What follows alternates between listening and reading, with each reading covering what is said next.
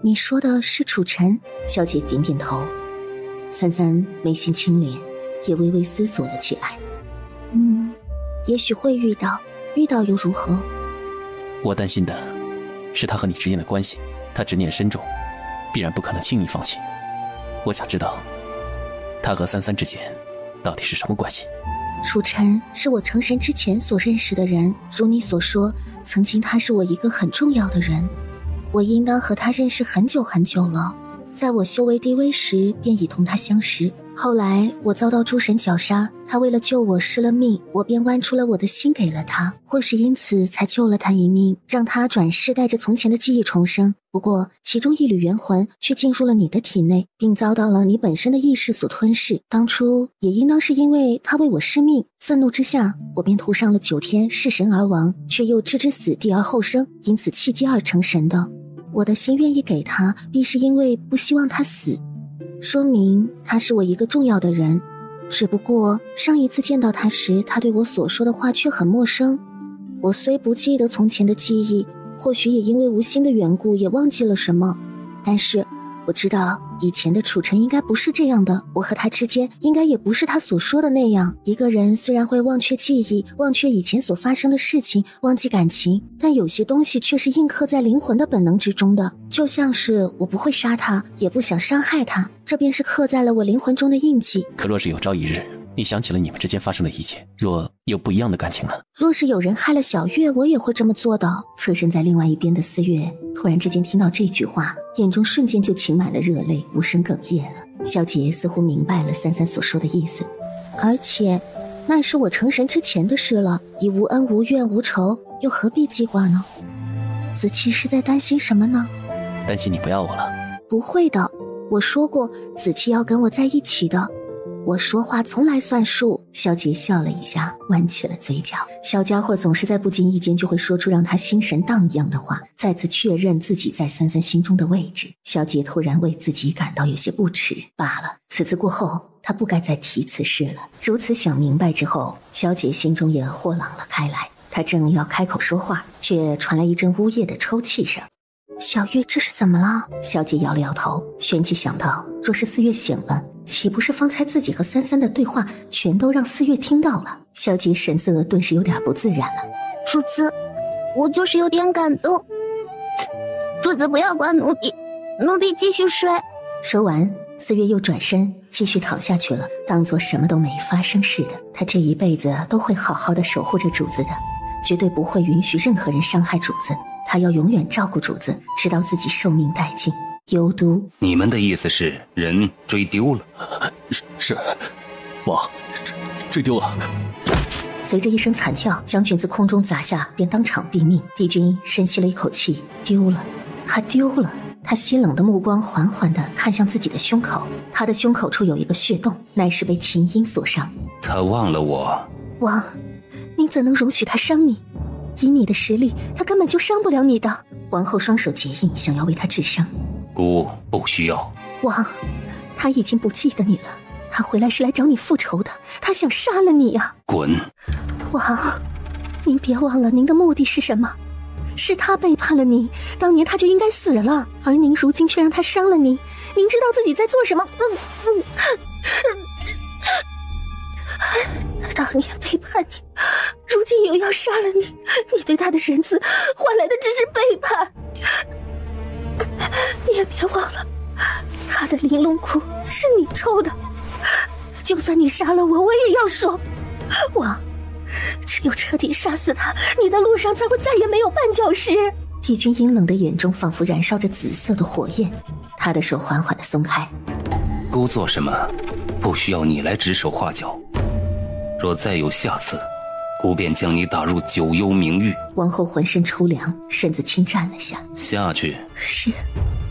话毕，便转身离开了这里。冷红月，来人！立刻有2道黑影闪现出现在大殿中。找到他，不许杀他，把他带回来。遵命。就在此时，有将军进来禀报：启禀王，臣有要事相禀。说。从北冥传来消息，龙王燕川现身于北冥，并摧毁数座正在修建的行宫，跑了很多奴役，杀死了不少士兵。燕川这么快便赶回到北冥，胆子倒是不小。传令下去，北冥只要有逆反者，杀无赦。放出狼骑血誓，与北冥追杀妖兽燕川，至死方休。遵命。他就能够撕下那些神虚假的面具，将他们踩在脚下。但是我会让你明白，杀戮比慈悲更适合这个浑浊不堪的世界，更能构建新秩序，创造更好更干净的千界万世。而北冥现在已经是一片混乱。燕川回来之后，便连根拔起数座正在修建的幽都行宫，不少奴隶们也开始奋起反抗。看到燕川带着小魂肆虐破坏，三三和萧杰稳坐在远处围观。不愧是曾经的北冥龙王，破坏力很是惊人。龙本可翻云覆雨，苍龙更是天地初开便存在的，能在上古频繁的大战中存活，必不可小觑。燕川如今是何种境界？天阶初期，参照人类的修为来说，已是神境，如今比小魂强一些。看来那段时日倒是没有白白的闭关，为了北冥之战，也好生用了点功夫。主子，我能去帮忙吗？好。据老龟说，幽都王朝有无数这样的军队，都是死士，战斗力惊人。以魔杖之气豢养，大军过境，寸草不生。坐骑乃是幽冥魔狼，凶残嗜血。这些年，幽都王朝便以这样的军队镇压着北冥。现在看来，幽都那边已经得到了燕川的消息，这些狼藉显然是冲着燕川而来。战火燃起，北冥将战。战，必是要战的。子期很厉害。三三看着前方夸赞。前方的战场里，除了燕川、小魂和四月，还有北冥短时间组成的军队。战斗的方式以及他们同幽都王朝军队斡旋之际，都是由子期告诉燕川，再由燕川下令的。如此，北冥军队才有一战之力。走吧。三三手中寒芒一闪，破天乍现。同一时间，陨星也出现在了萧杰的手中。就在黑色大军和燕川他们大战之时，两道身影突然飞入了战场，一刀一剑，还未见血，便已经发出一阵嗜血狂暴的狰鸣了。乖乖，我先去，别动。萧杰说完这句话之后，人便已经消失在了原地。闻到那浓重的血腥味儿，三三轻蹙了下眉。三三没动，破天却自他手中飞出去，如有意识一般游走于敌人之间，生杀夺命。看着破天的行为，他颇为满意。有了刀魂之后是不一样了，破天长大了，可以自己打架了。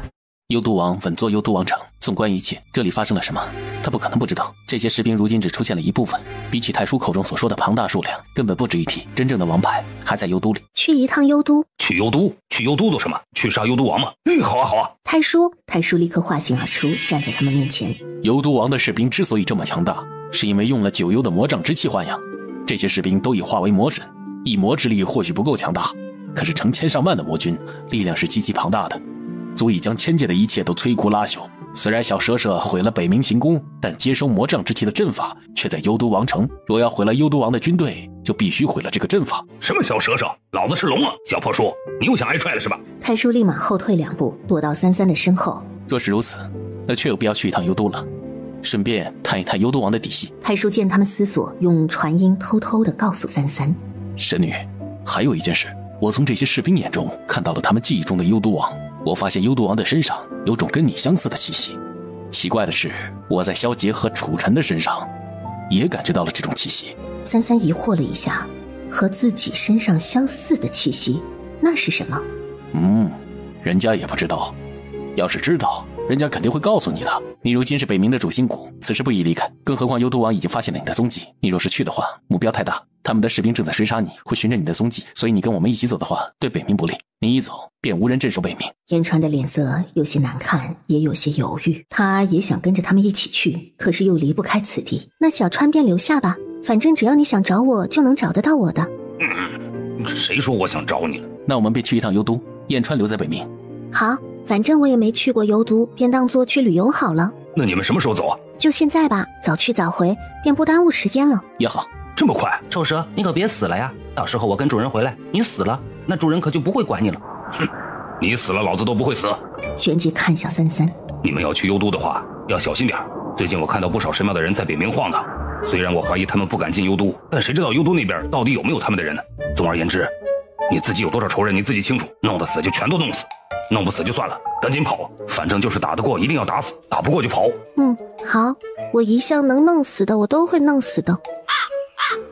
这老龟通晓北冥和幽都所有的事，就让这家伙带你们去，反正他一般都死不了。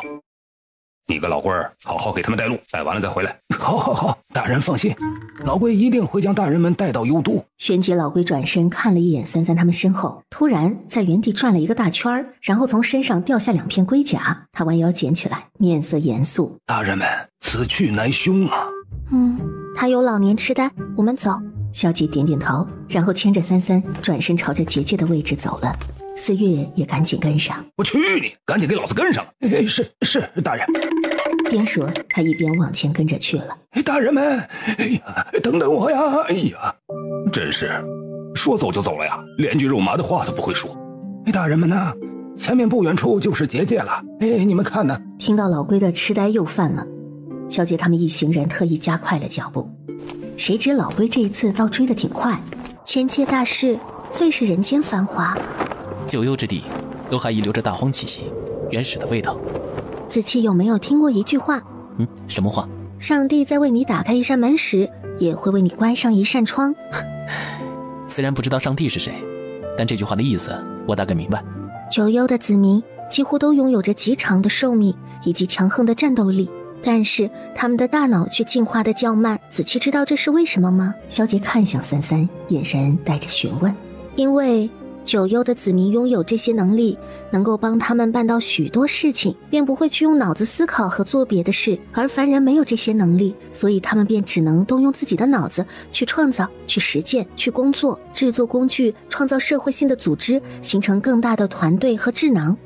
所以凡人们创造了人间，城邦、政治、文化、贸易乃至战争勾心斗角，人间繁华却也藏着丑陋，智慧却也愚笨。那乖乖是更喜欢人间吗？其实哪里都一样，只是人间烟火更绚烂些罢了。那子期呢？会更喜欢人间吗？有你便是人间。三三愣了一下，懵懂疑惑地看着他，似乎不解其意。大人们呐，你们看呐，北冥下雪了。你看人间真好。三三眨了一下眼睛，脑袋下意识疑惑地歪了一下。他好像懂了什么，可又好像不懂。可心口的位置此刻却是暖热的，散发着阵阵的温热。人间自是极好的。北冥都好多年没下雪了，今日突然下雪，必是异象啊！他连忙又在原地用龟甲算了一卦，顿时大惊失色。北冥将要有灭顶之灾呀！主子，他的话能信吗？不知道，毕竟是老年痴呆，可能也做不得数。大人们，老龟的算卦不会出错的。北冥很快将会有一场浩劫，而你们就是我们北冥的贵人呢。老龟说着说着，又开始了感叹模式，每句话都像是在演讲，听得四月直皱眉。好了，知道了。老龟这才激动地点点头，仿佛见到了知音一般。小姐和三三二人此时却看向了前方结界的方向。前面便是结界城，连接北冥和幽都，城内城外都有幽都军队驻守，固若金汤。想要进去的唯一方法，便是被挑选中，献给幽都王城。乔装，他们通常挑选的都是些什么人？都是一些十分漂亮的雌性，亦或年轻英俊的雄性。可是三位一看便不是我北冥的子民。老龟刚说完这句话，便被眼前的一幕震慑到了。三三见身边二人都画了一点形，他眼帘微抬，旋即头顶也冒出了一对黑色的小兽耳。这是三三用幻术所幻化的，用的还是鲛人族幻术中的真。鲛人族幻术4大境界：惑、蛊、境、真。真是幻化出真实的模样，能够看得见摸得着，变假为真。主子，您这是幻术？主子，我能摸摸吗？可以。四月激动不已，正要伸手去摸摸，那双耳朵却被另一只大手抢先掩下，轻轻抚摸着。殿下。看到萧杰在摸主子的耳朵，他的手便先收回来了，小脸有点郁闷，柔软的毛绒尖儿触着萧杰的掌心，痒痒的又舒服极了。他现在忽然明白为什么三三喜欢摸他的耳朵了。虽然是幻术，却是难以辨别。自然，小语气听起来还颇为骄傲呢。四月抿了下嘴，殿下得摸多久啊？他也想摸摸主子的耳朵。这样的话，三位大人看起来便像是咱们北冥的住民了。虽然北冥也有少部分的修行者人类，但修行者容易引起警觉，无论是在幽都还是在北冥，都是不被信任的。那现在可以进去了吧？老龟连连点头，旋即听从萧杰之言，带他们去往幽都这边的驻军筛选贡品之所。大人们，我就只能将你们送到结界城门口了。你们此去一定要小心。幽都王城处处暗藏杀机，尤其是幽都王帝君强大的可怕，一怒之下便伏尸百万，血流千里呀。而自从5万年前他亲手杀死了自己的未婚妻之后，他性情便越发喜怒无常，阴晴不定，抬手间便可主宰万人生杀。我们都叫他幽都魔君呢。幽都魔君拥有着千界最强的妖魔之力，与黑暗而生，掌天控地，被他看一眼都仿佛会被拉进九幽冥域，无尽深渊，永不得轮回呀。萧杰忽然想起一件事儿，乖乖，你还记得前不久我们在黄泉冥界时，曾在冷红月面前提到幽都王时，冷红月的反应吗？发疯了。如果我记得不错的话，他出现在黄泉冥界的时间也是5万年。他是这么说过。那还真是巧了。三三柳眉轻蹙，巧合吗？老龟带着他们刚走到石墙城门口，便被2把冰刀拦住了。结界城不允许进入，进一步死。大人，这3位是我辛苦寻来的贡品，您看都是姿色上乘的小妖，希望大人能看上，让我免去几日劳作。守城士兵目光如利刃扫过白三三他们一眼，他一句话没说，扬了下手，旋即有2个士兵出来，祭出一道无形的锁链，将他们3人捆缚在了一起。这是捆妖绳，被捆起来之后，他们就被带进了结界城。这3个是上等贡品，正好随今天那一批一起送去王城。士兵将他们3人交接给了另外一个士兵，带下去。三三和萧杰他们3人立刻被带到了另外一批贡品里面去。萧杰一直走在前面，让三三和四月跟在自己身后。3人都没有说话，只是偶尔用传音交谈。主子，他们是妖吗？四月传音好奇地问。有妖兽，有精怪，还有魔物。那这里的妖和妖族有什么区别吗？妖族乃是正统妖界族类，而这里的妖乃是蛮族，如同人间的王朝和未开化的蛮夷。原来如此，多谢殿下解惑。就在这时，有个模样生得不错的男人过来了，好奇地低声问：你们也是被抓来的吗？不错。你是什么妖？魂兽。太叔在空间里老神在在地说，北冥蛮荒，这里是不懂含蓄为何物的，所以这只小鹿对神女一见钟情，便明显散发出求偶的气息了。求偶？对啊，你求过吗？小魂撑着下巴，开始认真思考起这个问题。魂兽？男子没听过，也对三三多了一丝好奇，而此时身前的那只妖狼对他造成的压迫感也越发强烈了。你也喜欢他吗？萧杰没有说话，只是站在那儿，可却在无形中散发出一种极其可怕的威压感，寒气逼人。而这个时候，幽都的士兵们突然打开了大门，直接走进来，不发一言，开始粗暴地把他们拖拽出去。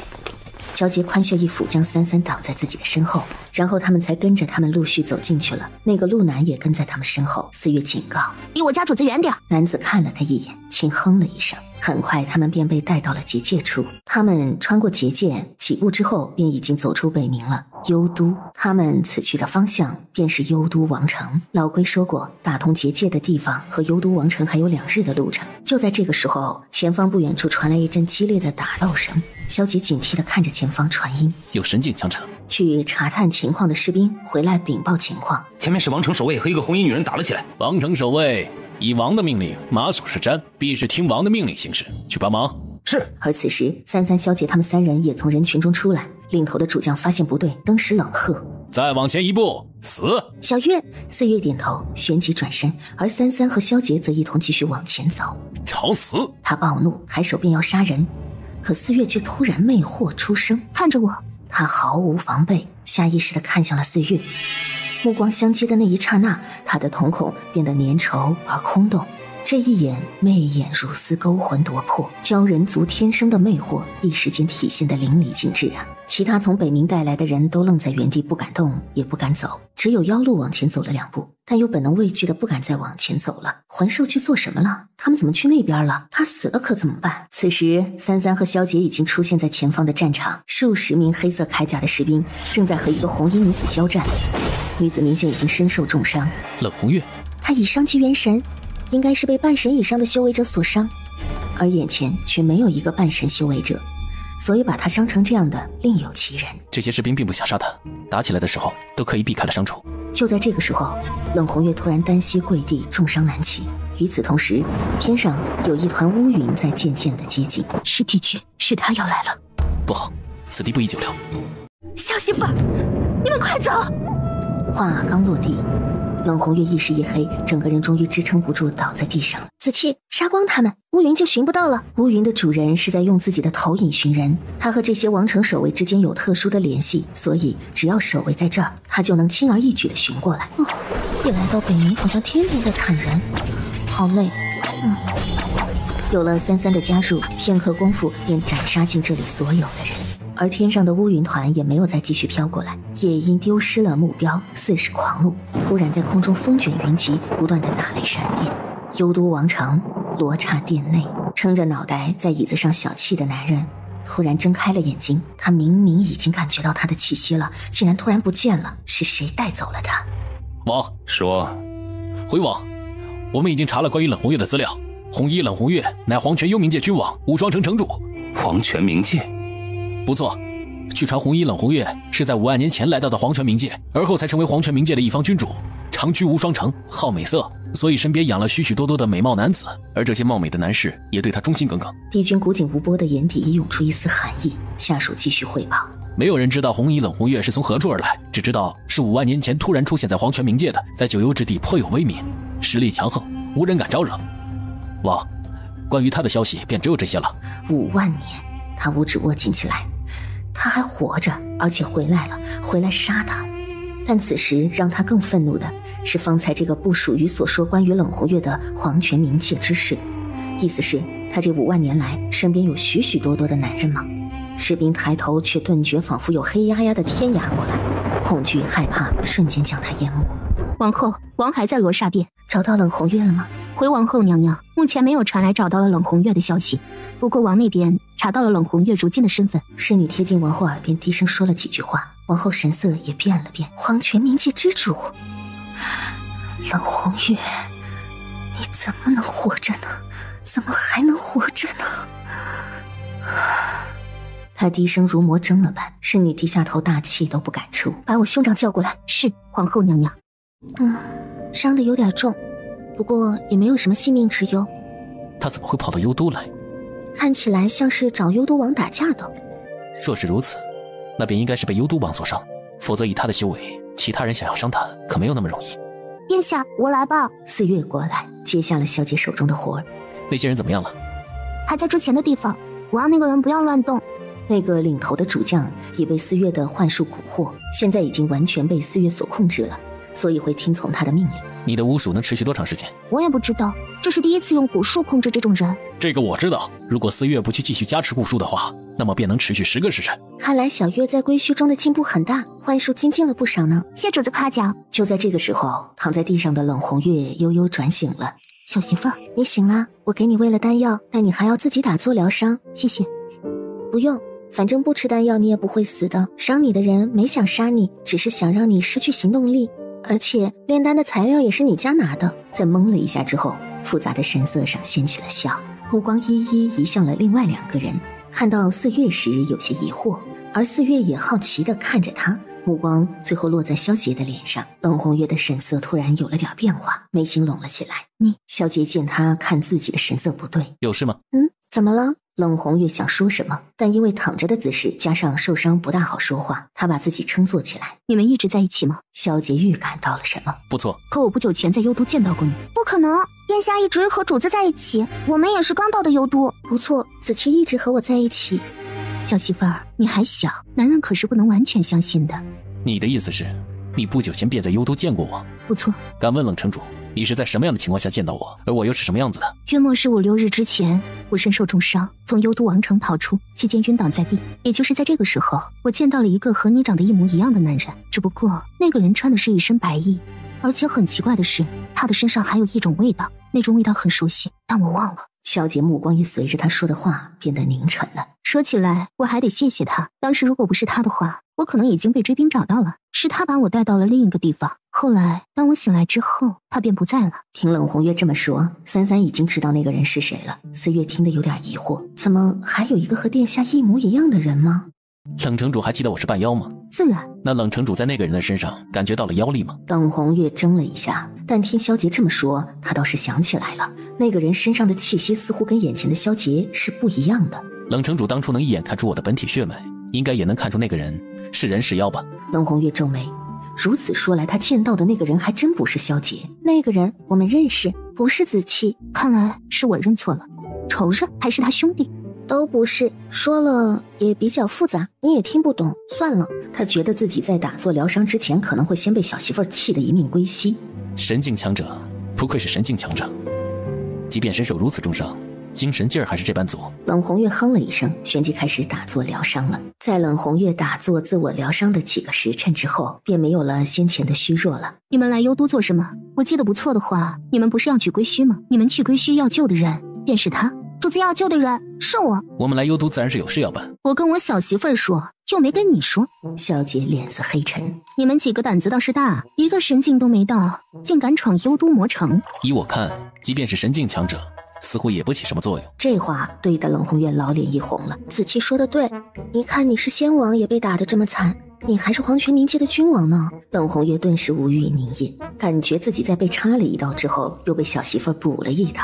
四月也忍不住翘了下嘴角，好像殿下很不喜欢这位前辈呢。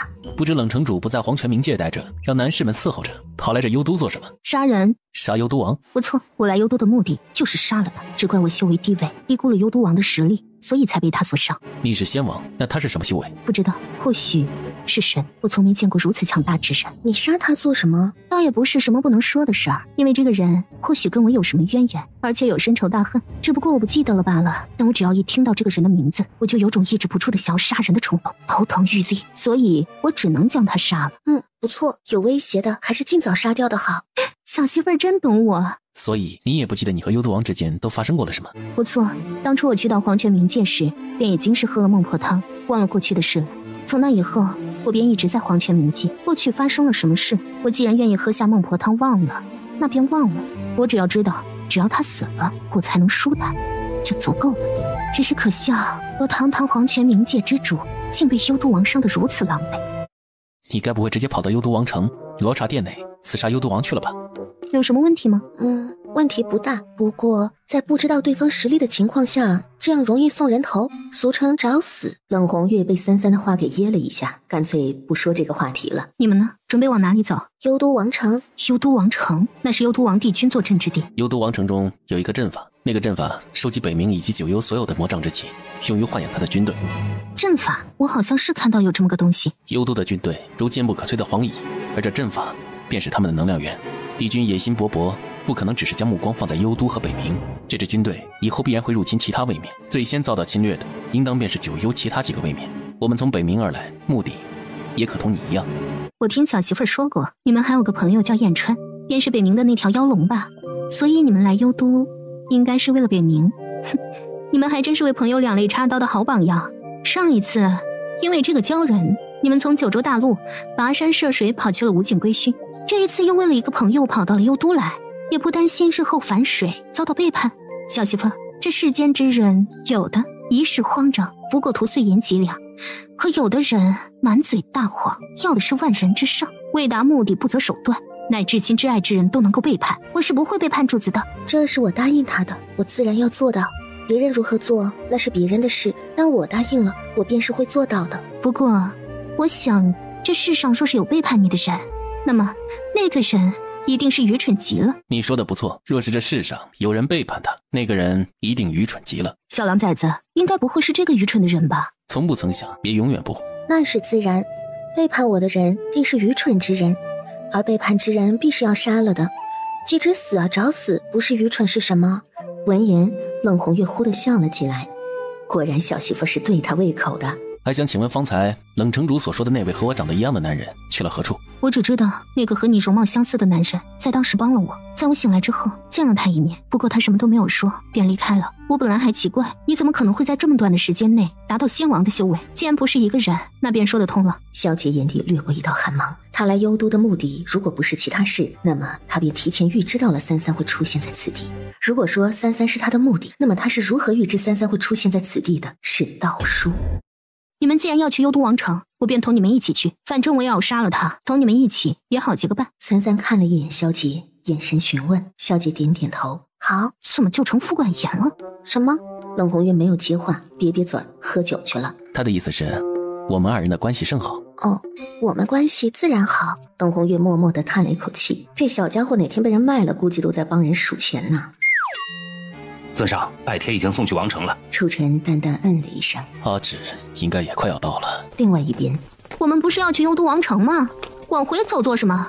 既然从北冥挑选出来的贡品也都是送往幽都王城，那我们便当做贡品被送进去，岂不是更方便行事？原来如此。萧杰睨了一眼冷红月，所以冷城主如果想要和我们同行的话，还是收一收这张扬的模样比较好。冷红月挑了下眉，虽然面色不乐意，但还是听话的收了一下。小媳妇儿，那个和狼崽子长得一样的人是什么人？竟是仙王级强者，一个故人。那他怎么和狼崽子长得一样？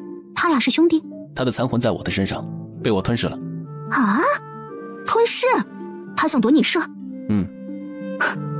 原来如此，你身上可是妖王血统，你本身的灵识和意识力是极其强大的，要怪也只能怪他运气不好，到了你的身体里。若是成功了呢？若是成功了，那么你的身体便会成为他的分身，他可以利用你的身体形式，也能够将完整的魂魄入主到你的身体里。修炼之道万千，夺舍在强者眼中也并非什么得了的事儿，只不过终究是有违正道罢了。可这世上的正道邪道又有谁分得清呢？还请问冷前辈，在吞噬了那个人的残魂之后，他同我之间还会有影响吗？那自然不会有影响的，你是你，他是他，怎么会有影响呢？你将残魂吞噬之后，便如你吃东西是一个道理，吃进去了便转化成了别的东西，成为了你身体中的一部分，它也不再是残魂，而是以另一种形式化成别的东西存在。我这么说你明白吗？你若是不明白，我还再好好解释一下。多谢前辈解惑，我明白了。其实子期问我也是可以的，这种事我比较有经验。萧杰微怔，什么经验？你经常夺舍？我经常吞噬掉别的残魂，毕竟他寻找自己的残魂万年之久，他的残魂比起普通的元魂自然是强大无比，所以会吞噬那些原有的元魂也是很正常的。很快他们便走到了先前离开的方向。他怎么还在？是那只小鹿。萧杰拢了下眉，那只鹿妖怎么还在这儿？魂兽，我还以为你也走了。魂兽？冷红月双手环着胸，他是在对小媳妇儿说的。你怎么不走？此地危险。我在等你，我不知道你去哪里了。四月挠挠头，这只鹿妖是看上主子了。我们回北冥吧，这几个士兵好像傻了，什么都不知道。我们可以从结界回去。都说北冥的小妖怪们纯情又直接，求偶也直接。今日一见，果不其然。他又看了一眼萧杰的神色，哎呦呦，这脸都快黑得跟煤球一样了。年轻人呐，就是容易情绪激动。我们不回去，你最好趁此机会离开，自己保命。为什么？我们有要事要办，你若是不要命的话，便可继续留下。鹿妖还要说话，萧杰手中便凝起一道气劲，瞬间击向他的脖颈。鹿妖话还没来得及说，便已经昏倒在地上。这样便省事了。这样的确省事。公报私仇，可惜了，长得这么好看，若是在无双城，还能抓回去给自己跳个脱衣舞。脱衣舞？下一次你去我无双城，我喊专人给你表演。把它扔下，我们该走了。冷红月识趣的把话头收住，三三却颇有兴趣的看了看冷红月。冷红月冲三三比划了个手势，安排。见到两人的小动作，萧杰越发觉得这个女人的祸害程度怕是已经超过燕川了。小月，明白，主子。四月往前一步，双手抬起于空中，重施幻术。旋即那几个士兵目光呆滞，如傀儡般恭敬地走到他们的面前。听从主人吩咐，带我们去幽都王城。是。往幽都王城的方向走去，而越是靠近幽都王城，冷红月的神色也变得越发难看。他突然捂住了自己的胸口，脑袋也越发疼痛。冷姑娘，你怎么了？是因为离他近了。看来你们之间的仇很深重。是啊，仇恨一定很深。我冷红月5万年来一世潇洒，怎的能让此人左右我的情绪？幽都王已经见过你了吗？见过。那冷前辈怕是要改头换面一下了。既然王城中士兵都在找你，那必然知道你的样貌。只要有士兵找到你，那幽都王也能够随时找到你。冷红也心道，他还怕他不成？冷前辈伤势还未痊愈，而我们还有要事要办。幽都王的实力深不可测，若是贸然被发现，恐怕会有些危险。他们进入王城之后，要找到阵法所在地。至于幽都王，也需要打探一下虚实。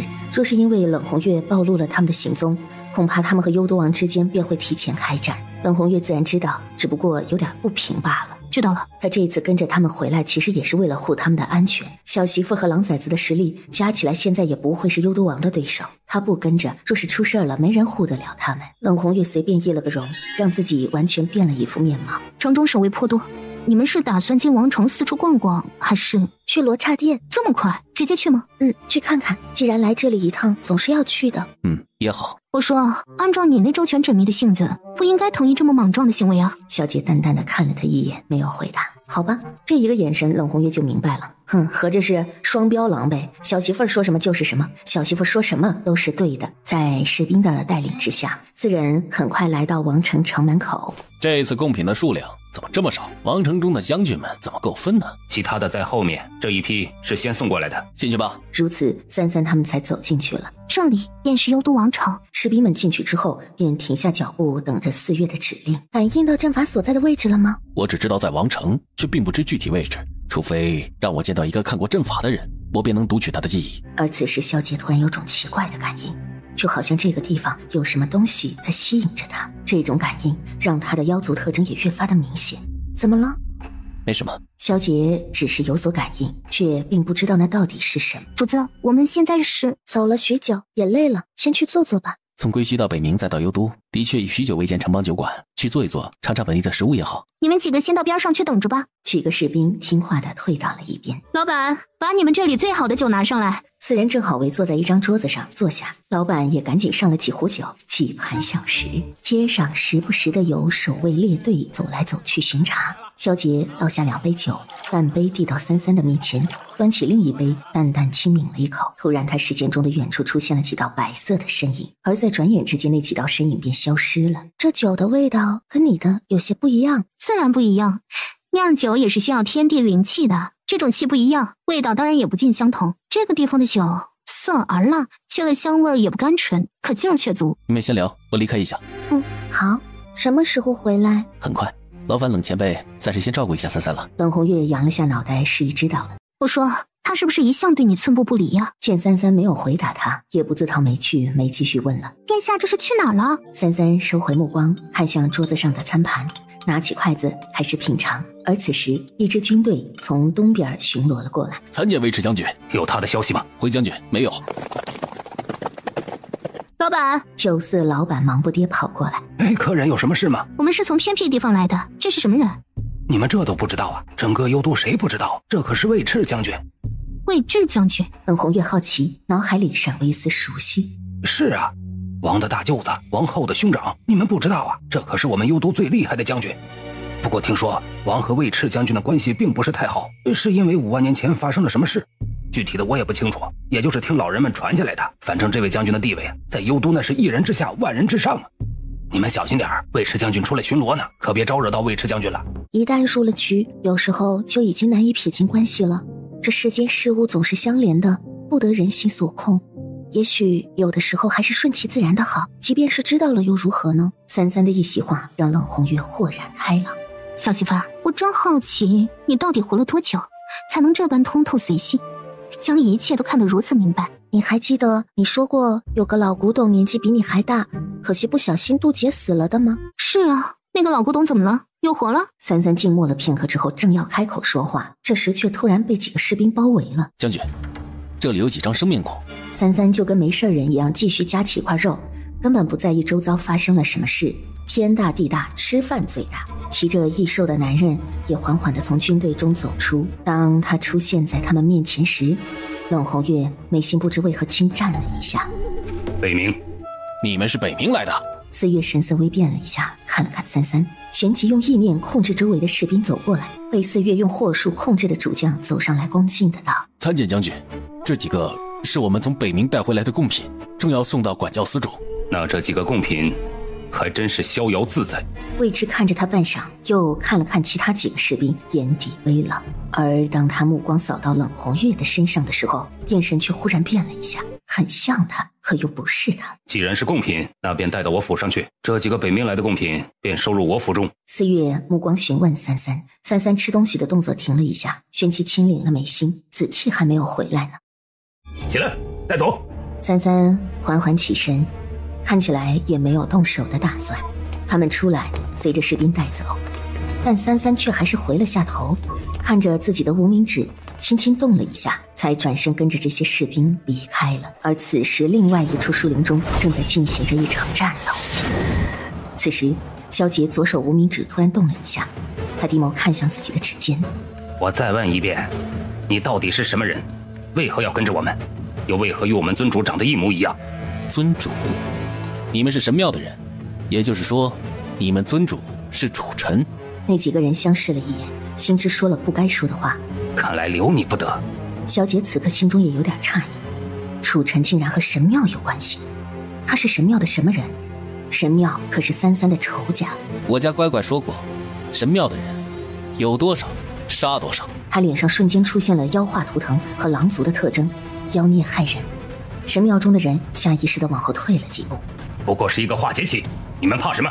萧杰面色微冷，瞬间以妖力布下一道结界，很快整个结界便弥漫着浓浓的血腥味。多刹殿中，帝君缓缓睁开幽深的双眸。怎么闻到了妖族的味道？妖族的味道和普通妖的味道是完全不一样的，尤其是妖王血统，那是一股极其令人忌惮又可怕的味道。神也未能幸免，可当他想要搜寻这股味道的时候，却怎么都搜索不到这股味道的方向。莫非是错觉？上一次他闻到这股类似味道的时候，似乎还是20多年前了。他看向眼前已经在殿中站立了数个时辰的白衣女使，当时那白衣女使浑身都颤了一下，就连腿脚都仿佛在刹那间失去了自主的意识。神庙？是，这是我们大人呈上的拜帖，还请魔君大人过目。只见帝君轻轻撩动了一下指尖，他手中的拜帖便飞到他手里。帝君目光一扫而过，一个自诩高贵却肮脏无比的地方，又有什么资格妄自尊大？神又算得了什么？虽然古语有云，两国交战，不斩来使，但是我实在很不喜欢你身上那股令人讨厌的味道。女使害怕地往后轻轻退了一步，所以就刮去你身上那层皮吧，这样也算是留了你一命。此时另外一边结界内的树林已经一片血色之地了，浓郁强大的妖力遍布整个结界之内。萧杰脚下踏过一具尸体，云心渐渐在地上缓缓地划过。就在此时，他先前的那种熟悉的感觉也变得越发强烈了。他抬起眸子看向前方，空中有着一股无形的力量在波动，仿佛还有什么东西在召唤他，是阵法。他循着召唤缓缓朝着那边过去，他握紧了允心，一步一步冲前方的阵法中走去。就在这个时候，阵法上空中的魔障之气突然变得汹涌无比，阵法之下也仿佛有什么东西在涌动。萧杰体内的那股感受也越来越强烈，像是突然之间有一股力量在拖拽着他，长剑插入地下，止住了自己被那股力量拖曳上前的步伐。孩子，在这样的力量面前，萧杰丝毫没有反抗之力，而且这股力量让他莫名竟有种亲切感，让他无法产生那么强烈的反抗意识。三三，想到三三，萧杰便咬紧了牙，拼尽了全力握着允心，不让自己被这股力量拖进去。放开我！可此时那股力量却陡然将他托起，直接将他卷入了眼前的阵眼之中。阵法上方是魔云笼罩，又一次涌动了一下，才渐渐恢复了平静。幽都王城，忽然三三仿佛感应到了什么，他右手无名指轻轻地颤了一下，他看向自己的右手无名指，眉心轻蹙了起来。你们到底是什么人？医师的目光紧粘在冷红月的身上。我们是从北冥来的，是送给大人们的玩物。四月差点没忍住口水噎到自己，就连三三都抿了下嘴儿，维持冷眸紧紧地盯着眼前的这个红衣女人，脑海中忽然浮现出了被尘封的记忆中极其相似的一个画面。站住！说吧，又偷拿了什么好吃的？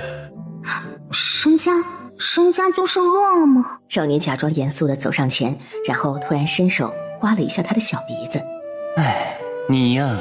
红衣少女吐了吐舌头，旋即笑了起来，仰头看着他，看着眼前的这个红衣女人，为什么明明给他的感觉很像，却又根本不是他呢？大人，不要这么直白地盯着妾室，好羞涩。三三和四月二人相视了一，主仆俩现在都十分默契的有了种想要找个洞口钻进去的冲动。难怪子期说冷红月素来不知脸为何物。将军，王后来了。士兵的话刚落地，一袭暗金色的后袍、雍容华贵的女人便已经走了进来。尉迟扫了他们三人一眼，退下。冷红月看向三三，便拉着三三站在了旁边。王后一过来，便在主位上坐下了。见过王后。冷红月也稍稍抬了一下眸，看到王后的时候，脑海里也仿佛在瞬间闪过一些画面。她容色也变了一下，眸底泛起了一丝冷芒。这三个人是谁？他们是北冥送来的贡品，路上见到士兵押送，我便收了过来。倒是少见，以前也没听说过哥哥喜欢北冥的小药贡品啊。王后今日来我这里做什么？我来是想要问问哥哥，最近那个人找得怎么样了？末将不懂王后的意思。哥哥是在跟我装糊涂啊！现在王下令于整个幽都抓捕那个女人，哥哥会不知道？既然如此，那为何王后不直接问王，而来问末将？兄长可别忘了你我二人的身份。如今我在问你话，你竟然如此冒犯于我。那不知王后是以兄长的身份与我说话，还是以王后的身份在与我说话？我只是想知道他有没有消息。如果我让你帮我杀了他，你可否愿意？5万多年过去，没想到你还是死性不改。哥哥，你知道的，我不能让自己有危险。如果他回来，我的地位就不保了，我的命也有可能没了呀。你忍心看着我被一个早就该死的女人害死吗？难道她该死吗？当初如果不是你在王身边挑拨离间，不是你故意几次三番让王猜忌她怎么会被王抽取玲珑骨，又怎么会落到那个下场？魏然，如果不是因为你是我的妹妹，那么我一定会杀了你。她从来都不该死，该死的人是你，还有她。冷红月听到这3个字的时候，浑身上下的血液一阵的抽冷。玲珑骨，你是我的哥哥，你竟然为了他杀我，我在你心中的地位还不如一个捡在府中养大的女人吗？他缓缓站起身，走到尉迟的面前。我们这么多年的感情，哥哥，你是我在这个世上最亲的人呢，你难道不应该是最疼我的人吗？你就当是为了我好吗？把我杀了他，哥哥要我做什么都可以。这么久了，哥哥难道还不明白我心里真正在乎的人到底是谁吗？赤裸的挑逗和眼里的媚色是那么的明目张胆，即便不明说，也有一丝丝不正常的暧昧了。三三一下子精神了点，冷红月眼睛也亮了一下，显然4月的八卦之魂就更明显了。这难道王后和她兄长之间还有一腿？这么刺激的吗？在王后的手触碰到尉迟喉咙的时候，却突然被尉迟一把推开。你敢对我动手？请王后自重。为什么你们都那么在乎她？我才是你妹妹，我才是王后。你这个位置怎么得来的？你自己清楚。如果她还在，王后的位置哪里轮得到你？他配吗？你以为王是真的爱他吗？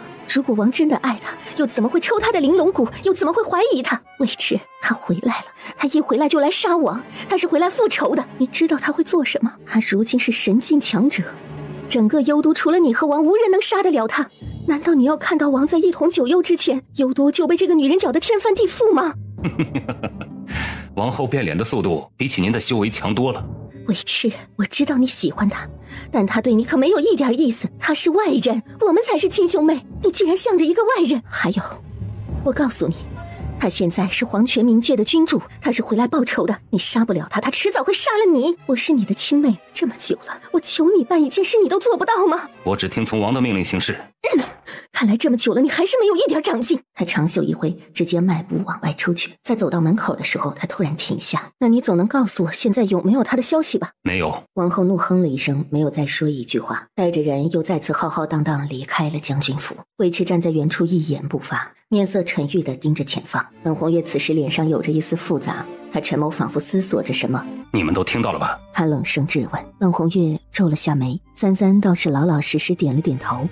另外2人被三三这老实的模样给惊了下。那你们可知道，知道的越多，死的越早。尉迟眼神扫过他们，最后依然停在冷红月的身上。你叫什么名字？小女子月红。月红，我有个故人，与你倒有点相似。冷红月没有说话，在适当的时候保持着沉默，而三三明显能感觉到这个男人身上的杀意正在消失，取而代之的是疑惑和试探。来人！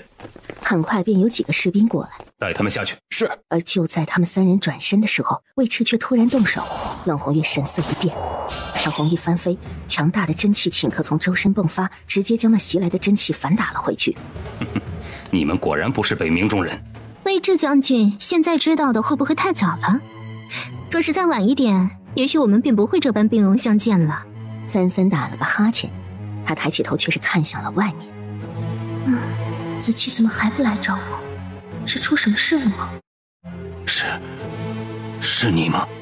虽说将军大人模样生得秀色可餐，但很可惜，我不知道你是谁，也不认识你。不过，魏志将军如果想要动手的话，那本座自然也就不客气了。他笑起来的模样几分张扬，几分肆无忌惮，却有种让人根本移不开视线的美。那种强者的气宇和威压也从他身上自然而然地散发出来。神境强者的威压瞬间让那些士兵双膝发软，直接跪倒在地。陌生的眼神和完全调戏轻浮的口吻让魏迟神色变得有点疑惑，也让他有了一丝不确定。冷红月一袭红衣无风翻飞，强大的气场瞬间和魏迟形成了对立之势。他跟三三传音：你们走，这里交给我。你打得过吗？其实三三也有点坐不住了，他的无名指一直在跳。子期已经几个时辰了，都还没有回来，也没来找他，也不知是不是遇到什么事儿了。冷红月只是笑了一下，没有回三三的话。那我走了。小月，魏迟发现他们二人要离开，正要动手，但却被冷红月给拦下，以一道强大的劲气将他阻隔开来。要帮忙的话，用你的琴。好。话落之后，三三往前走了2步，身子一动，便从这飞出去了。四月也紧跟而上，三三和四月直接离开了将军府，回到了幽都城中。主子，冷姑娘不会有危险吧？不会。不会吗？那个人对她没有恶意，他若有危险，可以用琴声通知我。主子，我们现在去哪儿？找子期。说罢，三三便朝着感应的方向过去了。主子，您说王后和那个将军是亲兄妹吗？看起来应该是。那王后难道喜欢那位将军？不知道。不过那个女人的眼中只有权力和欲望。在三三把话说完的时候，他们眼前已出现了数个白袍人。为自己找上门来的仇人，总是会让我省去很多麻烦。白三三，你果然在幽都。你们怎么知道？既然是你，那你就受死吧。主子，我来。好。无知小儿。旋即，立刻所有的白袍人朝他们二人涌来，都是绝对致死的杀招，根本就没有打算留活口。三三在后方看着，颇为认真地看着四月的攻击。比起以前，小月的确要厉害多了。看来小风也没有偷懒，当真有好好的指点。小月左边，小月用鲛人术法。小魂也跑出来看热闹。小月现在好厉害啊！只要坚定不移，有强者之念，总是会越来越强大的。自知愚钝者除外。就在此时，四月寡不敌众，又遭到偷袭，被击倒在地。三三的眼底骤冷，他光袖一抚，人已似一道流光，瞬间朝四月飞过去了。所有人只感到一股磅礴可怕的气场铺天盖地，瞬间向他们逼过来。只是这股力量就已经将他们击飞数丈。白色的绣花鞋出现在四月身旁。主子，下次要小心。是，主子。在三三出手之后，不过片刻功夫就已经解决了战斗。小魂兴奋地化成人形，在一个尸体上扒拉着啃噬着。四月皱皱眉，虽然知道小魂是兽，但化成人形的样子这样吃人噬魂，还是觉得有点生理不适。三三一脚踩着对方的头领，说：“你们怎么知道我在这儿？”上面说的。为什么要杀我？上面说的。废物！说完就一脚踩下去，白衣人瞬间毙命。四月看了看满地的尸体，果然主子出手就是非同凡响。看到了吗？看到了，杀你的命令是一个比他更厉害的白衣人发出的，以及你在幽都的消息也是那个人告诉他们的。不过你之所以在幽都，应该是道叔推算的。道叔能推算出世间所有的事，不过和我一样，他管不了千界之外的事，所以神女当初元魂不在千界体系内时，他也是演算不出来的。道叔在神庙手里，要不你把道叔也收了吧，这样别人就找不到你了。你不是残卷吗？若是收了道书，你们会变成2本书还是1本书？应该是1本书，毕竟人家是残卷嘛。若是这样的话，倒也不是不可以。但我们已经分开很久了，都有了自己的灵，也不知道合成之后会不会变成一个。三三轻拢了下眉，会变成一个的话，那太叔也许就不会是现在的样子了。他沉吟片刻，算了，还是不要了，让子期去收吧。主子。三三嗯了一声，扫了眼周围，目光落在小魂身上，微微的皱了下眉。嘿嘿，主人，以后进食的时候不要化成人形。小魂委屈的小尾巴卷成了一个小团团，眨眼便消失了。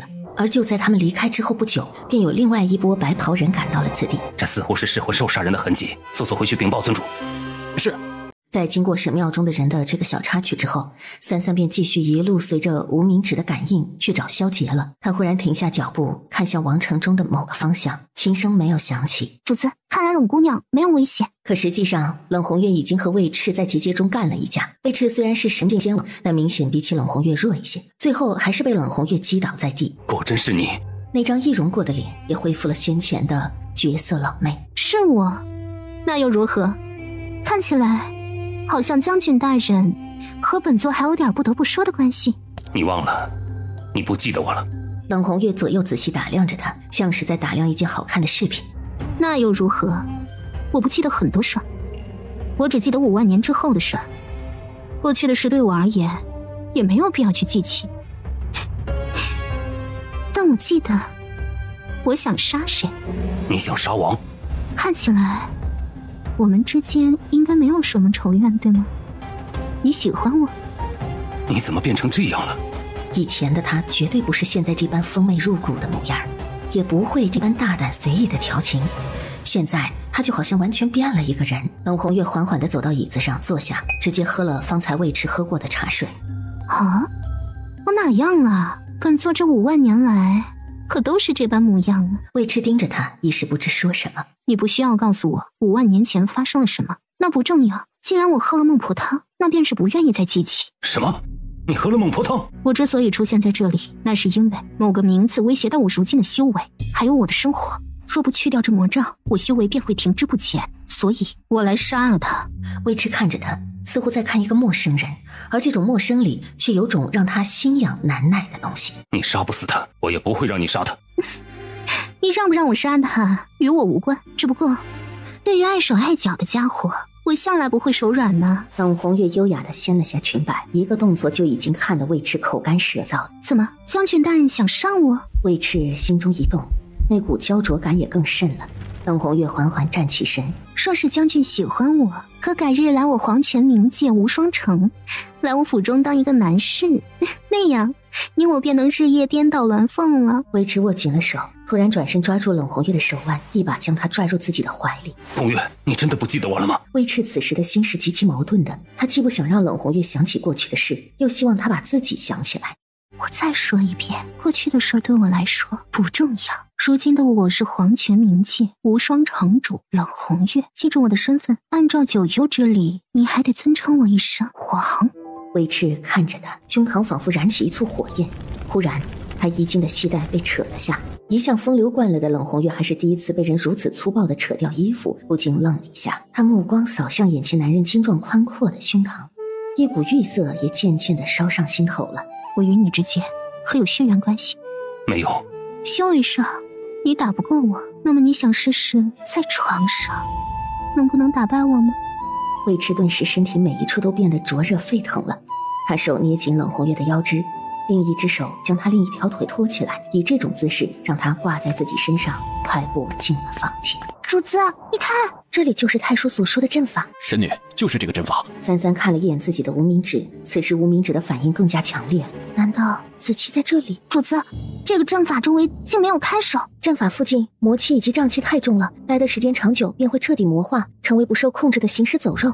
难怪，估计是怕若是不受控制，就无法成为听命战斗的军队了吧？有思想的生物终究比没有思想的生物更具有潜力，能做到的事也更多。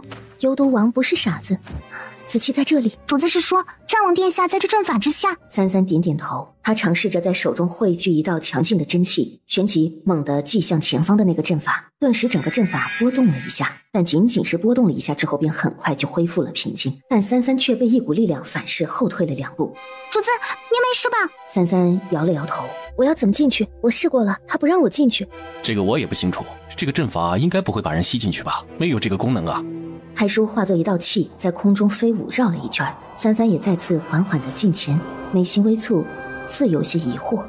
这个地方，神女，这里有一股本该不属于这里的味道，这里应该有上古强者的遗物。三三弯下腰，将自己的手掌放在泥土上，旋即闭上了眼睛，一股神识便从地面探下去，穿过厚泽的泥土，深入地底之下。小娃娃，这里不是你该来的地方。三三目光冷凛，传音入地。你是什么东西？紫气呢？吾乃昆仑妖君，汝是何人？为何有如此强大的元魂？神女，这好像是昆仑妖王哎。你是昆仑银狼妖王？小娃娃竟然知道我的身份。紫气呢？原来你们二人之间有羁绊啊。四月看着主子闭着眼睛，神色冷凝，也不敢出声打扰。在他看来，主子就一直闭着眼睛，一动没动，也没有说话，并不知其实三三已经和地底之下的某道声音已经对话了好一阵了。过了片刻之后，三三睁开眼睛，站起身。主子，在此地等3天，若是3天之后紫气还未出来，我便碎了这阵法，让他尸骨无存。什么人把主子火气惹得这么重啊？是对战王殿下做了什么吗？知道了，主子。三三闲来无事，便在此地打坐。四月在旁边护法，可浓厚的魔瘴气却侵入了他们的身体中。四月有三三喂的丹药能够抵御魔气的入侵，但三三却根本忘了这回事儿。他丝毫没有注意到这魔瘴之气正在侵入他的肉身之中。此时的萧杰正在阵法之下的禁欲之中进行一场生死历练。放我出去，我要见他。完成你该完成的试炼，你自然会见到他。我再说一遍，让我出去。你别忘了你的身份，你打算就以现在的模样去见你想见的人吗？你未来要面对的是更强大的敌人，你所要统帅的是整个妖族。以你现在的实力，你觉得你能清扫掉未来的一切障碍吗？你的身上沾了同族的血，你应该明白，你的位置是靠血腥换来的，你的未来也将沾上无数同等和外族的血。想要坐稳你的位置，保护你想要保护的人，你难道不明白你该做什么吗？三三守在这里一打坐入定便是3天。四月一直在旁边护法，偶尔会把自己正在缝制的衣服拿出来继续补针。小魂闲来无事便跑出来，看到四月在缝衣服，还特意跑上去嗅了嗅，发现这件衣服好像跟其他的衣服都不大一样。太叔也发现了有点奇怪，把自己的精灵退下来，不疼吗？鲛人的王族精灵算是上天恩赐的天地至宝，虽然有拿来做成假衣，是天地间一切法宝克星一说，但他还从来没见人穿过，也没见过呢。而此时的将军府中，因病告假的魏赤现在正处在温香软玉之中。将军大人可真是好体力啊！将军大人，是否觉得丹田温热，全身上下都充满了一种舒畅感？这是为何？双修之道，将军大人可曾听过？双修？原来是这样，他从未与人双修过，双修也需要2人都相当的修为才行，否则其中一人便很容易被对方吞噬修为和灵力。冷红月穿上衣衫准备离开。你要去哪里？既然你爽了，我也舒服了，你还管我去哪里做事？自然是去我该去的地方。啊，对了，将军大人资本很不错啊，若是我哪天想要和将军温存温存，还会来找你的。魏赤脸色难看，他突然上前攥住冷红月的手臂。怎么，将军是舍不得我？魏赤双手猛地环住他的腰，而魏赤却忽然轻身弯下腰，用嘴咬开他方才系上的衣襟，清凉感顿时袭上了冷红月全身。现在你还舍得走吗？冷红月身子微怔，眉头皱了起来，而在他愣神的这片刻功夫，眼前人却在他面前跪下来了。你，唯独你，我想要这样伺候。四月从打坐中回过神，看了看身边还在打坐入定的主子，又看了一眼幽都王城的方向，不知冷姑娘怎么样了。这2日他见周围魔瘴之气越发浓郁，而且整个幽都都弥漫着肃杀感，还有大地传来的震动，不知到底发生了什么。有好多人往北冥方向走去，莫非是大军开拔了？丑蛇那么狡猾，几万年前都没死，现在有主人罩着，更不会有事的。咦，你有没有发现主子好像看上去有点不太对劲？没有啊，主人哪里不对劲了？主子的身上怎么出现了点黑色的纹路？这是什么？那黑色的纹路若隐若现。问问太叔，太叔出来，干嘛叫人家？你看看这是什么？这是魔气。魔气？什么魔气？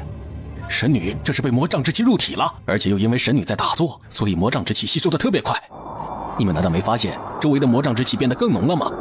我发现了，可这跟主子有什么关系？魔瘴之气变得如此浓郁，最大的原因就是神女再次入定打坐，她的吸收灵气有多快，你们是见过的吧？吸收魔瘴之气的速度就有多快，所以现在大量的魔瘴之气已经涌入神女体内了。怎么会？为什么我和小魂都没有？因为你吃了神女给的丹药，所以那段时间内魔障之气是不会入侵你的体内。至于黑煤球，他本身就是凶手，魔障之气对他来说根本不会有什么影响，自然不会魔气入体。而神女好像忘了这个地方待久了，魔气会入体的事，还在此地入定，将自己与自然天地相融，魔气自然被他吸收入体了。那主子会怎么样？主子不会有事吧？不知道啊，神女又不是正常人，人家也不知道神女会怎么样。不如把主子叫醒。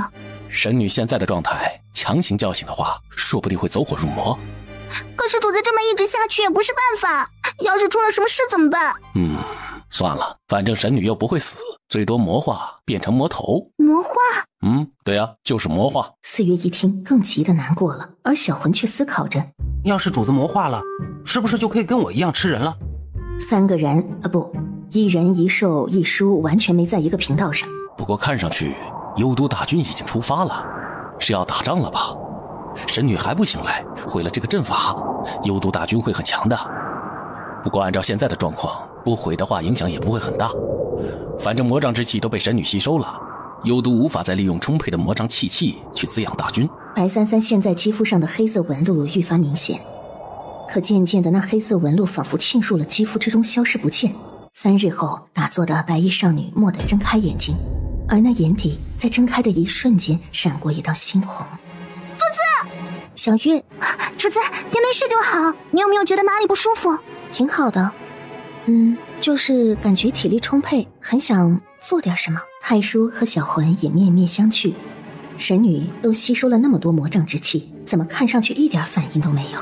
四月只要见主子没什么不良反应就放心了，但殊不知三三在说完这句话之后，眼底的凶光也变得更甚。3日之期已到，四月觉得主子哪儿有点不对，可又好像没有不对。我说过3日之期一到，他若还不出来，我便毁了这阵法。话音刚毕，三三周身已经升腾起一股浓郁的黑气。这是……小月让开！四月听话的往后退了好几步，三三掌心一动，破天便顷刻出现在他手中。他五指轻握，却在无形间灌入了强大的真气，进入了破天之中。破天在瞬间变得增亮无比，三三眼底闪过一道血色，挥刀斩下，破天长啸，空间在瞬间被撕裂，电石火花齐出，如奔雷闪电，刀破长空。而就在同时，整个阵法都传来一阵剧烈的波动，仿佛整个天地都在晃动。阵法上空的魔障之气像是脱缰的野马，四处乱窜。四月变得紧张，而这整个阵法之下都被劈开一条巨大的裂缝，从这条巨大的裂缝中竟然有妖气从底下冒出来。你说不放他出来，我便毁了你！只见三三脚下绽出一朵又一朵的血色红莲，仿佛带着无尽的杀伐。可就在此时，那被三三用破天劈开细缝之中，却突然迸射出一道金色的流光。他目光直逼着刺目的金光，身体却仿佛被卷入一个巨大的漩涡。三三还没来得及摆脱，便已经被这巨大漩涡卷进去了。主子！他飞身也要跟进去，可身体还未接近，便被一股强大的力量弹飞出来。小魂也因为没来得及进入空间，所以也没被带进去。而此时身在幽都王城中的帝君也感觉到了阵法这边传来的波动，他的眼神陡然变了。而当他起身准备去探查的时候，士兵跑过来：启禀王，有人在北冥结界的地方见到了画像中的女子。找到了。他直接放弃了去探查阵法之地。刚好我正打算御驾亲征。而此时王后的寝殿中，一具干瘪的女尸滑落在地上。现在的魏冉只能依靠吸食女子精魄的偏道来延长自己的大限，让容貌变得年轻。来人，王后，处理干净。是。那个女人找得怎么样了？回王后，派出去的杀手四处打探，到处追踪，都没有发现冷红月的消息。这帮没用的东西！自从她出现过后，这些日子我没有一天睡好觉，不把这个祸患铲除掉，我这心里始终不踏实。王后莫要着急，既然他敢来幽都，那么一定不会那么快离开的。只要他还在幽都，我们就一定能找到他。王后眼中浮现一抹阴冷。就在这个时候，王后安插在罗刹殿的心腹跑过来了。参见王后。说，启禀王后，刚刚传来消息，王已经骑上了会元兽离开王城，正前往北冥结界。尉迟大将军呢？尉迟大将军昨日便已带大军开播，现在应当同样也处在北冥结界。王不可能会突然御驾亲征，一定是有什么原因。难道是他？马上派人去查探北冥结界口是不是有冷红月的消息。是。给本王后换身衣服，我要去找王。侍女立刻躬身颔首。是。三三只觉得自己被一个巨大的漩涡给吸进去了，整个脑袋都有点昏昏沉沉的。当他醒来的时候，却发现周遭是一片火海。不，这些不是火，是妖力，好强大的妖力！小女娃，你竟想杀了我！把紫气还给我！小女娃，你可知你以魔气入体？关你屁事！我再最后说一遍，把紫气还给我！无论你是谁，把它还给我！哦，既然你这么关心他，那你与他之间又是什么关系？你一个无心之人，又怎么会如此在意一只半妖？三三没有心，即便他如今已经长了心出来，但他原本的魂体元神是无心的。这个心并非肉体上的心，而是七情六欲。莫不是你这小丫头对他有意思？紫气是我的人，我不想和你废话，要么把紫气还给我，要么你死。如果我说我的身份是他的父亲呢？那又如何？那声音只是悠悠一笑，旋即周遭庞大的妖力瞬间就朝三三挤了过来。三三能明显的感觉到那骇人的力量在逼近，他的灵智空间也爆发出从未有过的护体之力。四月和小魂这个时候都是望阵兴叹，一直干着急，一人一兽都试过很多次都无法进去。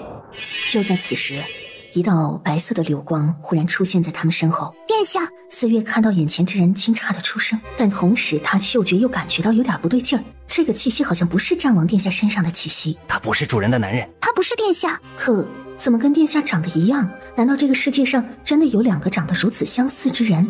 鲛人，噬魂兽，你就是他要救的那个鲛人吧？你是什么人？为什么要冒充战王殿下？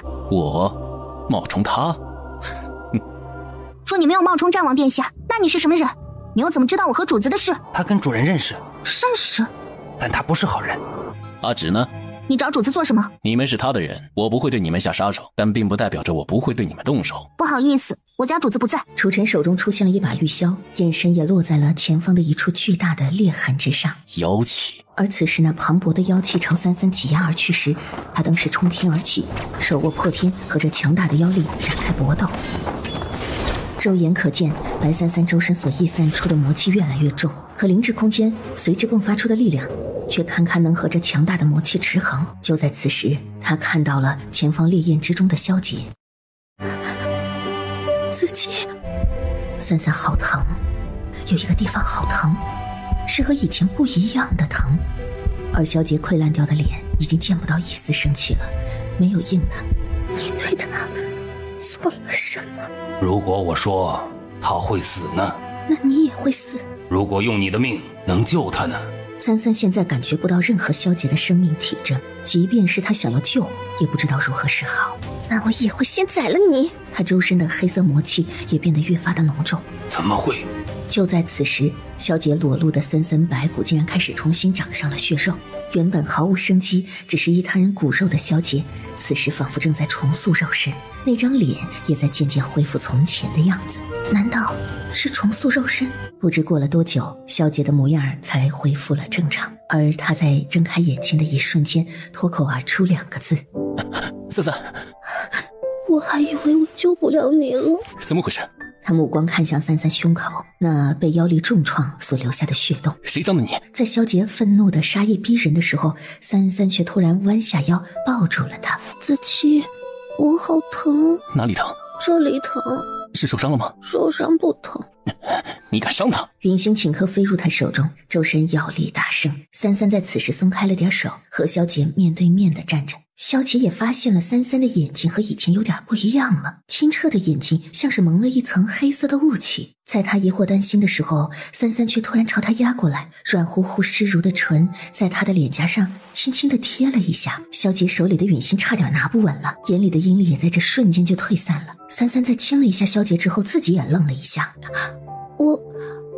他就是刚刚看到紫气，不知道为什么有这种情绪想要发泄出来，所以就不受控制的做了这件事。不开窍的傻小子，他明明是心疼你，还哪里疼？萧洁一下反应过来，看着三三懵懵的样子，眼神变得温和。可很快他目光变得冷厉，松开三三站了起来。想杀我？我助你历练进阶，又让你重塑肉身，你这不识好歹的东西还想杀我？你可知你重塑肉身之后你会得到多大的好处？我不管我会得到多大的好处，我只知道你伤了他。话刚落下，剑气惊雷，随着萧杰身体的动作，数道剑气瞬间砸了出去。三三眼睛也亮了一下，有点诧异，好厉害！凛冽骇人的杀意铺满了整个空间，就连那些妖火都无法再伤及他们分毫。就在此时，他眼前忽然出现一道金色的流光，而那道流光在落地之时，瞬间化作了一个人的模样。当他出现的那一刻，一股强大的上古威压便朝他们压过来。昆仑妖君血脉中的召唤，让他对眼前这个人也出现了亲切感。两个傻子！若不用妖火去平息掉他体内的魔障之气，他现在已经完全入魔了。你现在还要恩将仇报？魔障之气，这个阵法乃凝聚魔障之气的阵法，他竟在外面毫无任何措施便打坐在此，更是将这里的所有魔气全都吸入了身体之中。若是换一个人，只怕早就已经完全魔化，亦或是爆体而亡。你这女娃倒是奇怪，除了吸收了魔力变得更强，导致你血气混乱之外，倒也没什么太大影响。你的体内竟然能承受如此浓厚的魔气，无论是魔气还是真气还是妖力，最后不过都是殊途同归，抱守归心，意志坚定，那也不过如此。丫头，你要知道，你若是入了魔，你就无法走你原本走的路子了，甚至你会做出一些超出你本身理智的事，你就这么不放在心上？萧杰神色变得凝重，看向身边的三三。入魔，三三是在外面等他的时候所吸收的魔障之气吗？入了魔便修魔道，有何不可？无论你修什么道，我都会与你在一起。哈，你这女娃倒是奇怪，元神奇怪，人也奇怪，可又不舍得夺舍而生，你是什么来头？三三看向他，平淡的眼神里那黑色的浓雾已经消散了，侵入身体内的魔气也转化为了他能够完全控制的力量。不告诉你。昆仑妖君盯着他半晌，似乎心中隐约有了一点猜测，但却没有说出来。你应当知道我是谁。你是子期的父亲，是你生的子期。不错，想要成为万妖之王，昆仑妖王必须以铁血手段上位，杀死所有的同族竞争者，即便是我银狼一族也不例外，同族相残。三三眼中有一丝诧异，好奇地看着萧杰，因为子期从未跟他说过他已经是昆仑妖王。萧杰神色也变了，目光冰冷，瞳中的星色仿佛出现了他残杀同类的画面。那是离开九州大陆的时间里发生的事，也是在那段时期中他真正的成为了昆仑主。你的身上有着我们银狼一族的血脉，虽是半人之躯，却也没让我失望。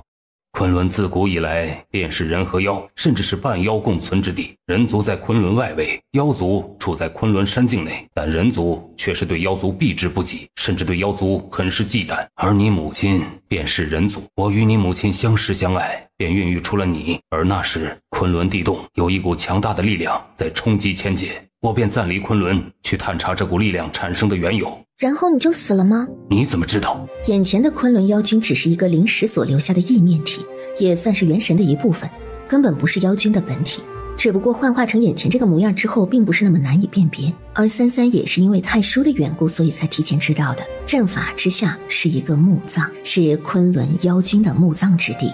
不错，我肉身已死，埋葬在此地的只是我的一根骨头，残留着我留下的一缕神识，你们所见到的也不过是我神识所形成的肉身幻象。你的意思是，如今的你已经是个死人了？是死妖。我的确肉身已死，元魂破灭。15年前，我的骨落入此地，与之阵法相吸，便以此阵为墓，于此地而长眠。直到我感应到了你的出现，或许是冥冥之中自有注定，你终有一日要来此地，终会与我相见。谁能杀了你？这与那场天地异动有关，但我所留下的这一缕神识对杀死我的力量并没完全明确的记忆，所以我也不知道到底是谁杀了我。三三和萧杰相视了一眼，我只记得我去查探那场异动时，去了灵界的边境，似乎有什么地方破了一个洞，在通过那个洞前往窥探之时，看到了极其可怕的东西。后来我似乎是在阻止一股力量，在阻止那场强大的力量途中用了我所有的妖力，在之后我的肉身便焚毁了，灵石也被打散。是那股力量，那股力量在把他神识打散的时候，把他对当时的记忆也冲散了。不错，我不记得到底发生了什么，也忘了那些东西什么样。我现在只知道那洞外的东西很可怕，一旦进入千界，后果不堪设想。若我因此而丧命，那必定是与那洞外之物有关。那洞外的到底是什么东西？竟连昆仑妖君都能被杀死。要知道，即便是从前巅峰时期的自己，也不见得能杀得死昆仑妖君啊。从你出现这片大地，我就知道是你。所幸我还留有一缕神识，这一缕神识便为念你们母子而留。我已经不在了，无论是千界还是昆仑，无人护你，所以我便以仅存下的神识布此境，退你反骨，助你历练成长。昆仑素来为神族所忌惮，若是知我不在，而你还年幼，那么你便会处在危险之中。千界各道，心有不古者甚多，弱肉强食。父亲担心你会被吃得连渣都不剩，便想将一切都留给你。如今我已经将我留下的妖力全都给了你，今后无论是神还是魔，都得拒你3分。萧杰看了一下自己的手，难怪当他醒来之后，发现自己就算不完全解封妖力，身上都有源源不断的磅礴妖力供自己驱使，修为也猛地上了好几个台阶。三三也看向了萧杰，也就是说，现在的紫气说不定他都不一定打得过的意思吗？看来有爹还是好的，在有的时候拼爹也很重要。孩子，你是天生的王者，你有着我们银狼一脉的凶狠残酷，却也有着人类的仁慈。三三见萧杰看向自己，也看向了他。狼凶一点是应该的。萧杰眸光微深，眼睛却一眨不眨地看着三三半晌。昆仑妖君皱眉，这小子也太不把他当回事儿了吧，在他心里自己的亲爹都比不上一个女娃娃吗？凶点儿也很好。在看着三三半晌之后，萧杰唇边染上一丝笑。说起来，我只知道你是我孩子，还不知道你叫什么名字。我叫萧杰。萧杰，原来你叫萧杰。那你的母亲呢？15年前他被昆仑人族君王杀害。你说什么？他一个小小的人类君王竟敢杀我妻子？你的妻子？哼，难道不是你在外面心血来潮时的玩物？你在昆仑的女人可不少吧？胡说！你娘亲是我最爱的女人，你怎可如此说她？告诉我到底是怎么回事？我娘本身便是人族贵族千金，在你消失之后，娘亲便被人类君王看上，带入宫中为妃。因为娘怀有身孕，为了我便只能逆来顺受，被迫入宫成为帝王之妃。一开始倒也相安无事，可不久之后我就被发现了身上流着妖族血脉，我和我母亲都被下了诛杀令。娘亲为了保护我，死在了他们的刀下，而我为了躲避追杀，便离开了昆仑。他竟然敢这么做！后来我杀了他们。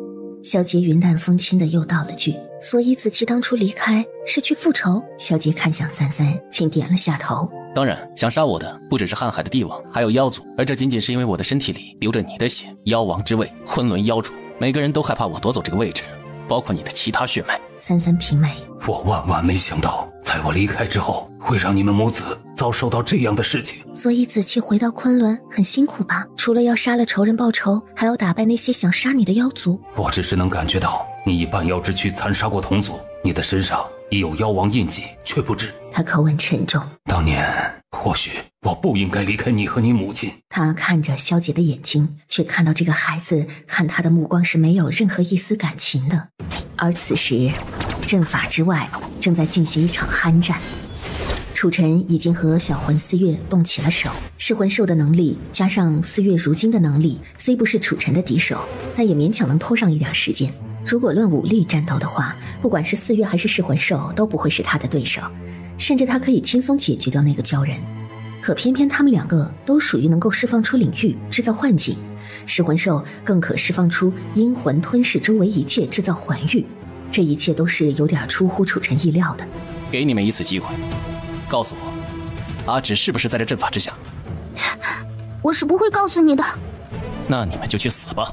就在双方再次准备战斗的时候，数道白衣人却突然朝这个方向接近。是神庙。在神庙那些白衣人出现后，楚尘的目光也扫向了他们。当他们看到楚尘腰间上的一块玉牌的时候，立刻单膝下跪。参见楚尊主。小魂和四月神色也都变了，他是神庙的人。你们来这里做什么？启禀尊主，我们察觉到此方有异动，有人看到了我们正在追踪的白三三的下落，也处在这个方向，所以便来此处搜查。白三三如今是神庙要铲除的妖女，此女杀了不少神庙弟子，甚至破坏了许多庙殿，不遵主神，嗜杀残暴。上面发布的指令，便是要在他成长起来之前杀掉他。不知楚尊主可否见到此女？虽然同是神庙中人，但是神庙这个庞大的组织体系中也分为诸多流派，而这些流派便是以各个尊主为主，楚尘便是尊主之一。尊主地位仅次于统治神之下。哦，你们是来这里找白三三的？是的，尊主也是来这里找他的嘛。如此正好，有尊主在，任凭那妖女再狡猾，我们也能将她碎尸万段。碎尸万段！神境强者的威压之力让他们心神都紧缩了起来。尊主，那人不明为何尊主要在他们面前如此的威慑，看他话才刚起了个头，头颅就已经飞出去了。所有人都被吓了一跳，四月和小魂一时都有点不明所以，他们这是自己人打起来了？地底之下，也许让你于此历练，重塑肉身，将我余下妖力过渡于你，是我所能为你做的唯一，也是最后一件事。而三三也发现昆仑妖君的身体也开始变得不再那么凝实了。不过有一件事，孩子，你必须告诉我。什么事？你的师父是谁？我师父？不错，是谁教你的修行之道？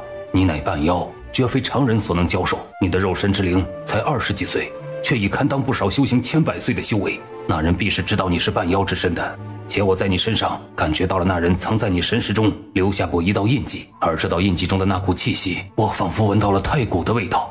所以我想知道你的师父究竟是何人？可是你都死了，就算知道了又有什么用呢？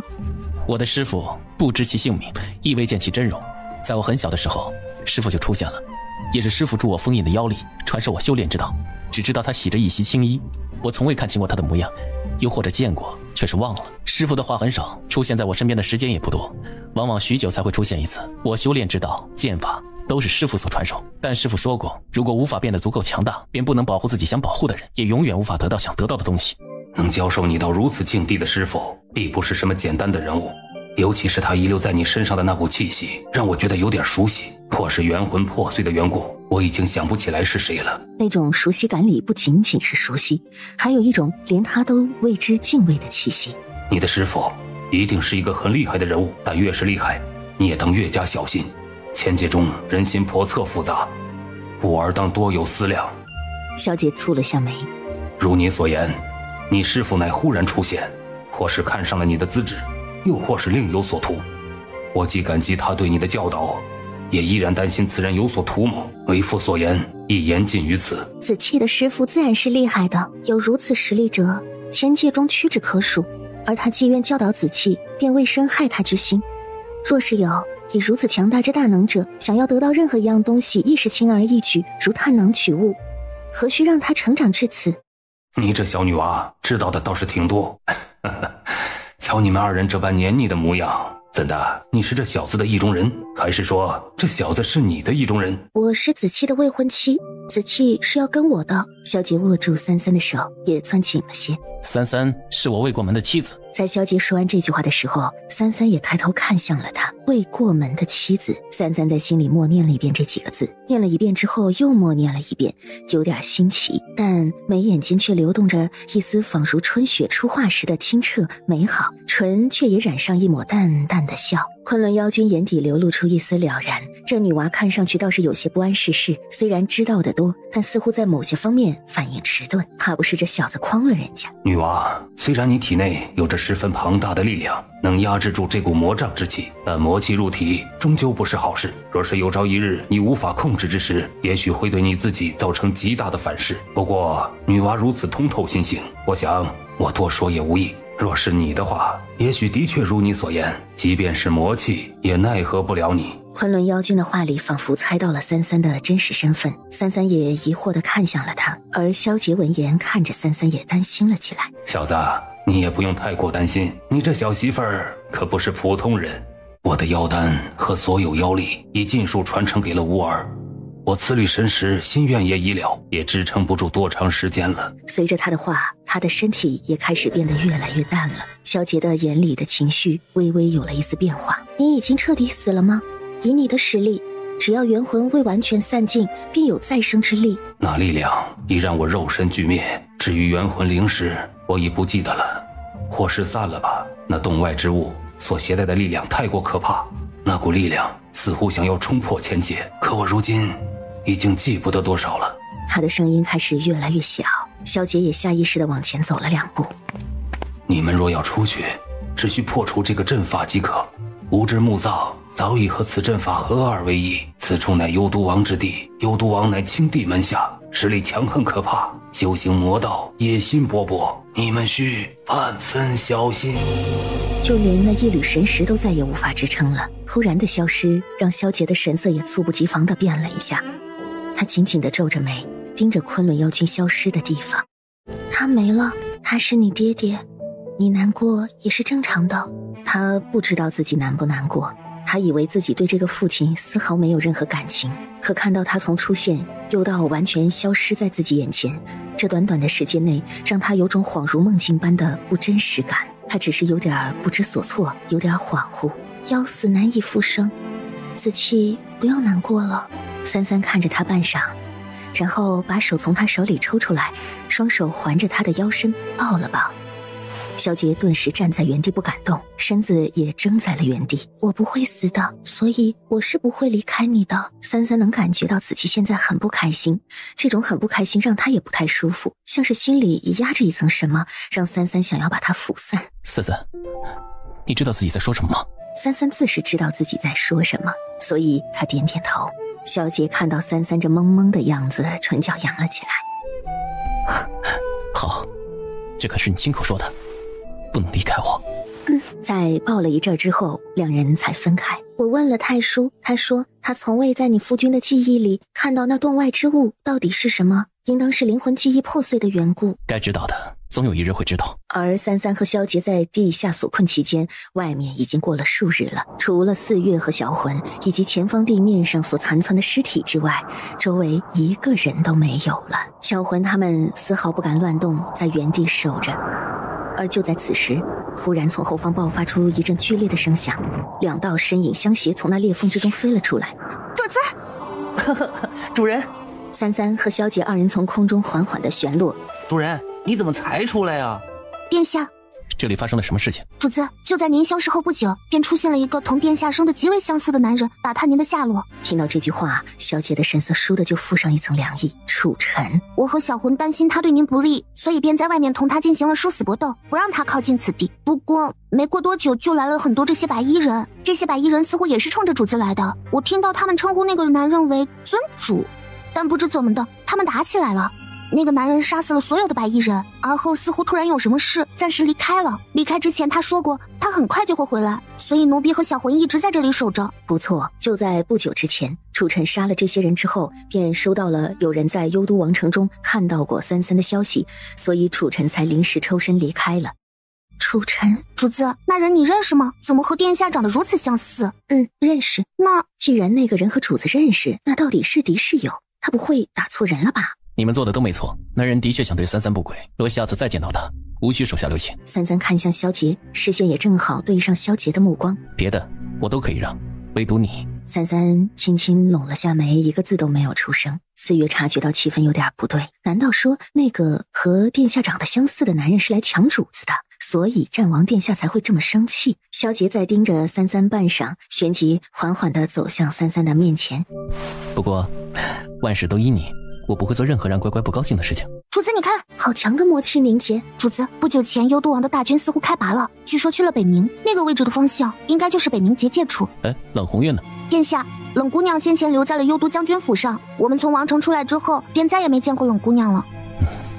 这冷红月也许便是5万年前幽都王帝君的爱人，和幽都王之间有匪浅的关系。爱人？不错，三三可还记得，无论是太叔还是燕川还是老龟口中都曾提过，5万年前幽都王帝君曾杀死过自己心爱的女人，也就是在杀死这个女人之后，他性情也变得更加喜怒无常。幽都王当年杀死却未能杀死的人，应当就是冷红月，而冷红月也是在5万年前在黄泉冥界出现，加上幽都王对冷红月的追捕，这一切巧合的巧合都凑到一起，那么冷红月的身份也就没有了意义。冷姑娘她是幽都王的爱人，被抽了玲珑骨的那个。她的身体中着实少了一条根骨。我知道，要我告诉你们，我好像也升级了，我能看到神境强者的过去了，所以冷红月的过去我也看到了。升级？三三好奇，太叔竟然也会升级。像是感应到三三在想什么，太叔立刻乖乖地说：是啊，我也是才知道啊，以前有些看不到的东西，在升级过后，我就可以看到一部分了。我感觉到了，小川有危险。你可以在我们到达那个地方之前告诉我们。说完这句话，小姐便牵起了三三。四月丫头，跟上。是。话说这冷红月啊，她的真身并非是人，而是真皇分支遗种。真皇分支遗种？那不是孔雀吗？是啊，就是孔雀。神女不愧是神女，什么都知道。孔雀。旋即想到了冷红月那花里胡哨的样子，确实跟孔雀有那么些相似。只是她还没觉醒，所以没有暴露出自己的真身。做人太久也是会让人看不出来的。像燕川小魂这种常年兽，又是兽言兽语，行为和生性都伴随着他们本身兽性习性，所以很容易就能看出来。强一点的修行者也能看出他们化形之后并非真正的人身，因为他们的身上是有着兽的气息的。三三了然，也就是说冷红月其实并不是人，他的真身是孔雀，是凤凰亚族，身体里流着的是真皇之血。他是作为一颗蛋被遗留在幽都之境的，而在幼年化身之时误打误撞被幽都将军府的少年捡回了家去。从那以后，他便长在了将军府，和这个捡他回去的少年魏赤也成了青梅竹马，一起在府中长大。后来魏赤结识了一个年轻男子，名曰帝君，而他在见到冷红月第一眼的时候，便一见钟情，爱上了冷红月。冷红月也被年少的帝君所吸引，二人互有好感，互生情愫。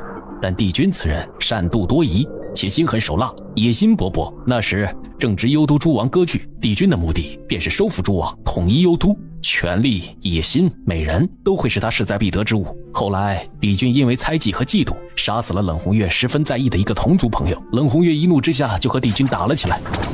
也就是在这一场战斗之中，帝君抽去了冷红月的玲珑骨，而冷红月也重伤在身，奄奄一息地离开了幽都。在离开幽都之时，冷红月伤心欲绝，问鬼船掌舵者孟福林要了一碗孟婆汤，并忘记了前尘过往，随着鬼船飘荡流落到了黄泉冥界，从此便在黄泉冥界一停留便是5万余年。汉书的叙述通常都是既定事实，也就是他所看到的事情发生轨迹，从冷红月的过往中所看到的。此时恐怕其中还有不少隐情，应该没这么简单。玲珑骨是个好东西，有些人总是会对一些不知到底有没有用却被称为宝物的东西趋之若鹜，而且爱一个人同杀一个人应当也不矛盾。